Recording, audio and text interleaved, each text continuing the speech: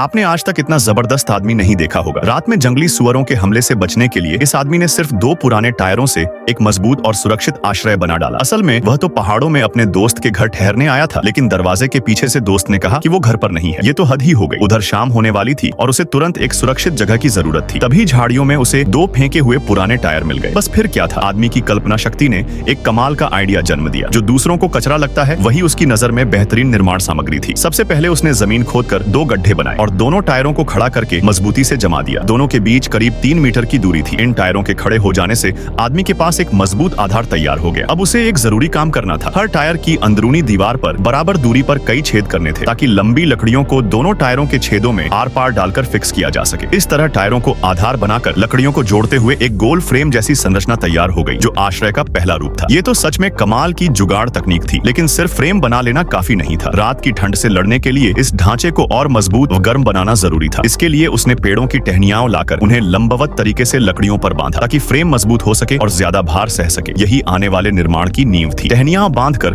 उसने अपनी मेहनत को देखा और बेहद खुश हुआ। लेकिन ये तो सिर्फ पहला स्टेप था। अब उसने अपनी योजना के मुताबिक अंदर लकड़ियां काटकर एक बेहद महत्वपूर्ण संरचना खड़ी की, जो तय करती थी कि वह रात सुरक्षित गुजारेगा या नहीं। इसीलिए उसने गति बढ़ाई और वह संरचना तैयार कर डाली। फिर घास फूस लाकर उस पर मिट्टी चिपका दी, जिससे आश्रय गर्म और ठोस दोनों बन गया।